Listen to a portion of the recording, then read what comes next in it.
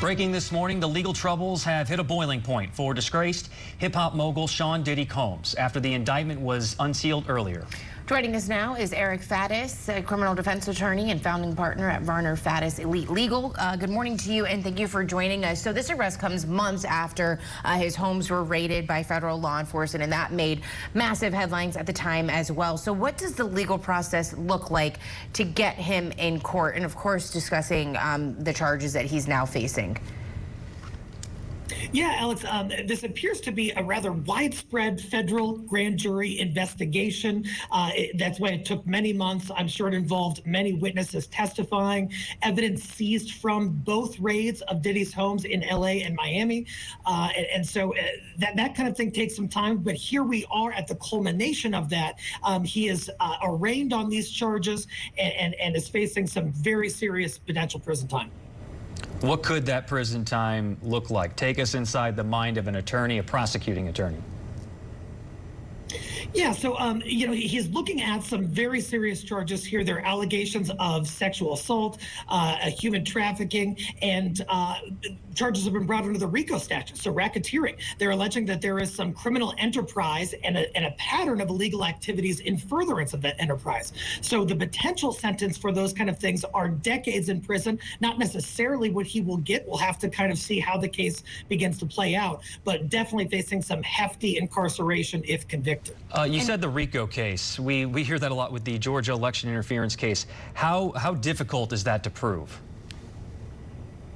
Well, so the RICO case involves many moving parts. It involves establishing a pattern of crimes. So not just one crime. Prosecutor has to prove a pattern of crimes. And the prosecutor also has to prove that there was a criminal enterprise. Now, is that Bad Boy Entertainment? Is that some other operation at which Diddy was allegedly at the helm? All of that is sort of coming to light today. But there are a number of things that are going to have to be proven. A number of witnesses the government is going to have to call in furtherance of those charges. A lot of Diddy affiliates will likely be roped in by this sweeping grand jury indictment. And what are some charges that they could possibly be facing? If, I remember when his homes were raided, it was said that there was a lot of video evidence that was collected. And so there may be a number of people in his inner circle that were on those videos. So what type of charges could they possibly face for their involvement? Yeah, Alex, we're hearing allegations of physical assault, of drug use, of coerced sexual misconduct. And so, anyone who was involved in this criminal operation allegedly could be tied in with these charges as the case continues to progress. And so even if they weren't the ones actually committing those crimes, if they were a part of this alleged criminal enterprise, they could be complicit and could be charged with similar crimes, even if they weren't the ones who actually engaged in that direct sexual misconduct. So what comes next for Diddy?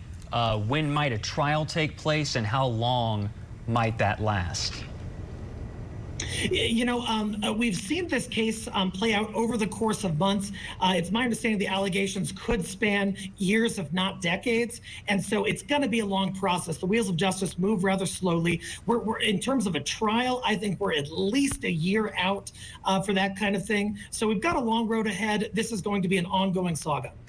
Is this going to be a situation where we see, people in his inner circle, people that knew him, start to make deals with law enforcement officials in order to kind of save themselves from potential jail time? Alex, that is not uncommon, especially in a RICO case where there are a number of actors. Some are more culpable, some are less culpable. Usually the government will go to the folks who are less culpable and try to offer some leniency in exchange for their cooperation with the government's prosecution. That would not be unexpected in a case like this, and we'll have to see if any Diddy affiliates are approached and eventually turn into government witnesses.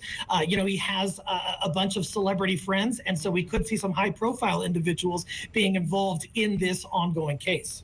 Just a major case here. Eric Faddis, criminal defense attorney and founding partner at Varner Faddis Elite Legal. Appreciate you coming on and sharing your perspective on this. Very, very good for our viewers. Till next time, Jay.